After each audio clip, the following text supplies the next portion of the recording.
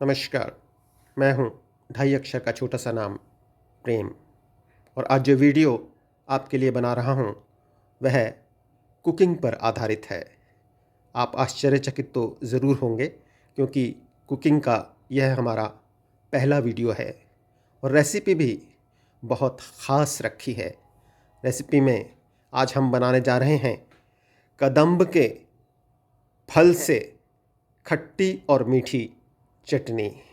मेरे साथ हैं मेरे परम मित्र और मेरे घनिष्ठ कह सकते हैं और मेरे प्यारे भी कह सकते हैं और मेरे प्रेरणादायक भी कह सकते हैं। बहुत सारे विशेषण हैं इनके साथ। मेरे सहयोगी कह सकते हैं और मेरे बहुत ही अधिक जानने वाले और आजकल बहुत ही अधिक मेरे साथ रहने वाले मेरे मित्र हैं जो केंद्रीय विहार में रहते हैं और इनको भी नित्य नई नई चीज़ें करने का शौक़ है। बहुत ही ज़्यादा एनर्जेटिक हैं, बहुत ही ज़्यादा सोचने समझने वाले और एक दूसरे से जुड़ने वाले व्यक्तित्व हैं। मैं इनसे अत्यधिक प्रभावित हूँ। ये बनाएंगे आपके लिए अपने ही किचन में कदम्ब के फलों से एक खट्टी मीठी चटनी। इसके लिए इन्होंने पूरा प्रबंध करके रखा है। कदम्ब के बहुत सारे इन्होंने फल ला कर रखे हुए हैं और उसके साथ ही इसमें जो चीज़ें डलने वाली हैं वो भी इन्होंने साथ में रखी हैं, जिसमें चीनी है, जीरा है और काली मिर्च का पाउडर है, सेंधा नमक है और साथ में दालचीनी भी है। उसके अलावा इन्होंने गैस भी बिल्कुल तैयार रखी है। इस गैस के ऊपर कढ़ाई है और इस कढ़ाई में पहले घी डालेंगे। घी में जीरे को भूनेंगे और उसके बाद इन कदम्ब के फलों को छीलेंगे और इसमें से गूदा निकालेंगे और उस गूदे को उस घी में डालेंगे। धीमी धीमी आंच पर पकाएंगे और अंत में गार्निश करेंगे और उसके बावजूद भी अपने मित्रों के समूह के साथ बैठेंगे और उनको इस खट्टी मीठी चटनी का टेस्ट कराएंगे और उनके व्यू लेंगे। यह है हमारा आज का वीडियो। इसी वीडियो के क्रम में धीरे धीरे आगे बढ़ते हुए थोड़ा थोड़ा आपको बतलाता रहूँगा। तो सबसे पहले मैं इनसे ये जानना चाहूँगा कि सिरोही जी, सबसे पहले मुझे ये बताएं कि इस कदम्ब के फलों का जो है वो क्या फ़ायदा है। चटनी तो एक दफ़ा मैंने टेस्ट की है, बहुत ही अच्छी लगती है। अगर ये ना बतलाएं कि यह कदम्ब के फलों की चटनी है तो पहचानना भी मुश्किल है। तो ये कहते हैं कि इसमें वास्तु के फ़ायदे हैं, शरीर के फ़ायदे हैं और औषधीय गुण हैं। कृपया एक बारी वीडियो में दोहराएं। हाँ, ये मैं आपको इसको विशेष रूप से बताना चाहता हूँ कि हमारे इसमें इसके औषधीय गुणों के साथ साथ इसको पहले बताया गया है, किताबों में लिखा हुआ है कि ये श्री कृष्ण भगवान का बहुत अत्यंत प्रिय फल है, प्रिय वृक्ष रहा है, फल रहा है। और यह भी लिखा हुआ है पुराणों में कि माता यशोदा जो है उन्होंने इसी के पेड़ के नीचे बैठे पूरे ब्रह्मांड का मतलब जो है भ्रमण किया था। और इसके औषधीय गुणों के बारे में जाने तो ये बहुत ही विटामिन सी, आयरन, मिनरल्स अनेक प्रकार के और ये बहुत ज़्यादा इसमें जो है फाइबर्स पाया जाता है और इसलिए कई बीमारियों में काम आता है। जो आपका सबसे बढ़िया आपको जिसमें अनीमिया है, शुगर पेशेंट है या कोई ज़्यादा गंभीर बीमारी है उसमें ये बहुत रामबाण काम करता है क्योंकि ये इन्फ्लेमेटरी भी है। यह जो विटामिन सी से भरपूर है, आयरन बहुत मात्रा में पाया जाता है, मिनरल्स हैं। तो इतने गुण, औषधीय गुण होने की वजह से और इसमें कोई भी ये एक तरह से आप कहें ऑर्गेनिक है, इसमें किसी तरह से केमिकल का कोई प्रयोग नहीं है इसमें या दवाइयों का प्रयोग नहीं होता है। तो ये शरीर के लिए बहुत ही रामबाण काम करता है। तो चलिए हम एक बार इसको बनाने की, इसको पहले छीलते हैं हल्का सा और उसके बाद इसकी शुरुआत करते हैं। बिल्कुल ठीक है। वास्तुशास्त्र से भी इसका एक संबंध है कि ऐसा बताया जाता है इसको अगर घर के आंगन के बाहर इसको दक्षिण दिशा में, दक्षिण पश्चिमी दिशा में या पश्चिम दिशा में इसको लगाया जाए तो ये बहुत से अपने घर के लिए मतलब कई दोषों को दूर करता है। तो इसके इतने गुण होने के बावजूद क्यों ना इसको आजमाया जाए। चलो आगे बढ़ते हैं। बिल्कुल ठीक। मैंने भी कहीं पढ़ा था, ये कदम्ब का पेड़ अगर माँ होता यमुना तीरे, मैं भी उस पर बैठ कन्हैया बनता धीरे धीरे। वस्तुतः कन्हैया जी के उस काल से लेकर इस कदम्ब का अत्यधिक महत्व रहा है। तो चलिए आगे बढ़ते हैं। इन्होंने कदम्ब के इन फलों को छीलना प्रारंभ कर दिया है। ऊपर के जो हार्ड वाला छिलका कह सकते हैं या भाग कह सकते हैं, उससे चाकू से हटाने के बाद अंदर से बहुत ही खूबसूरत अलग से ऑरेंज से रंग का जो गूदा निकलता है, उससे हम बनाएंगे खट्टी मीठी चटनी। लीजिए आगे बढ़ते हैं। इसी क्रम में सिरोही जी ने ये जो टुकड़े हैं काट दिए हैं। देखने में ये ऐसे लग रहे हैं जैसे किसी कीवी को काटा हो, सिर्फ रंग का ही फ़र्क आ रहा है।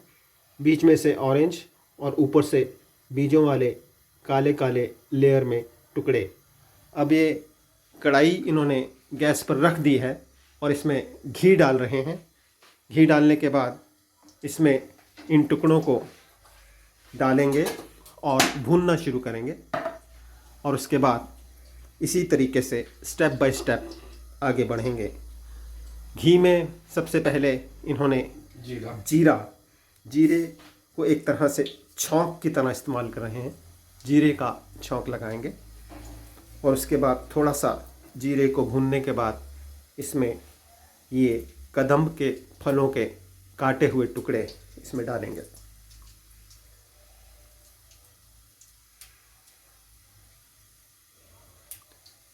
जीरे के बाद काली मिर्च पाउडर कढ़ाई में गरम घी के अंदर मिक्स कर दी है, और उसके बाद ये सब कदम्ब के कटे हुए टुकड़े धीरे धीरे उस कढ़ाई में छोड़ दिए हैं, थोड़े से भुनने के लिए और थोड़े से गलने के लिए।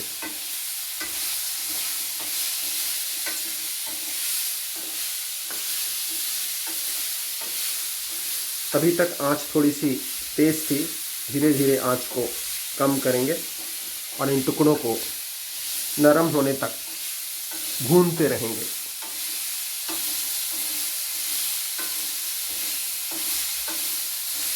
जीरे की सौंधी सौंधी महक कढ़ाई में से उठने लगी है और बहुत ही अच्छी लग रही है।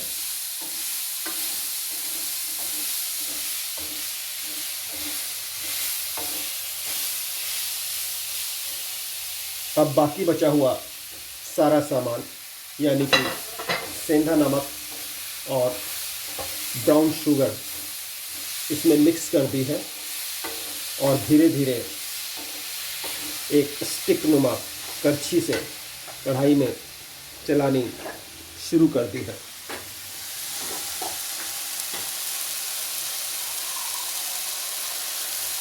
थोड़ा सा पानी लिया है और इसमें थोड़ा सा पानी मिक्स कर रहे हैं, जिससे सारी सामग्री को गलने में और नरम होने में थोड़ी सी मदद मिल जाए।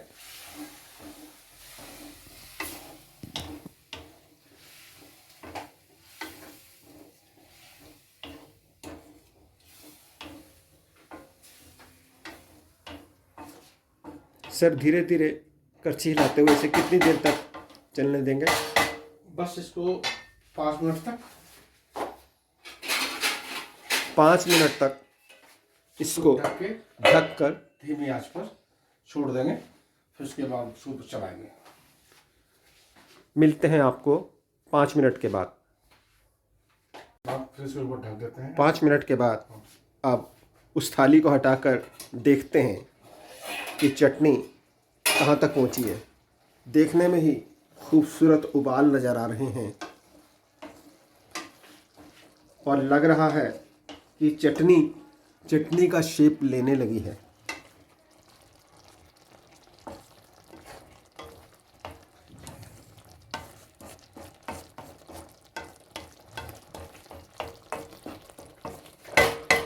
आफ्टर 5 मिनट बाद फिर एक बार बस ये तैयार हो जाएगी आफ्टर 5 मिनट के अंदर। 5 मिनट के बाद इसके तैयार हो जाने की पूरी संभावना है। मिलते हैं आपको अगले 5 मिनट के बाद। एक बार फिर से इसे ढक देते हैं। 5 मिनट तक गैस पर ही धीमी आंच पर पकने देते हैं। लीजिए, एक बार फिर से इसे खोल कर देखते हैं लगभग 5 से 7 मिनट के बाद कि कितना गला है, तैयार है या नहीं है।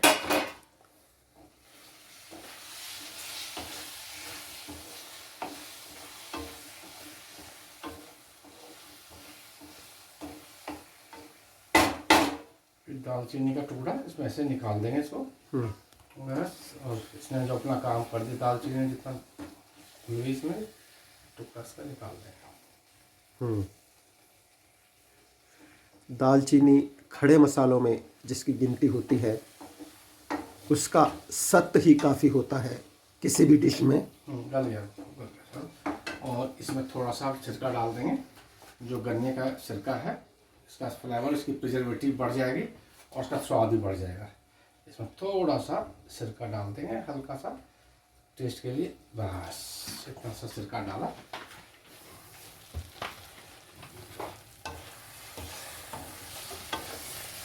और ये तैयार, बिल्कुल बिल्कुल तैयार है।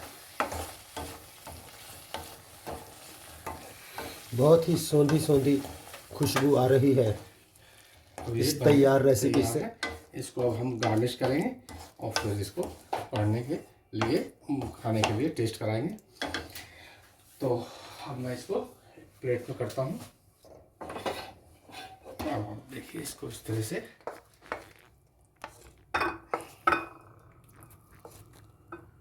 एक हमारी मीठी सब्जी कहो, चटनी कहो, पराठे के साथ कहो, चावल के साथ भी यूज़ कर सकते हैं स्वाद बढ़ाने के लिए।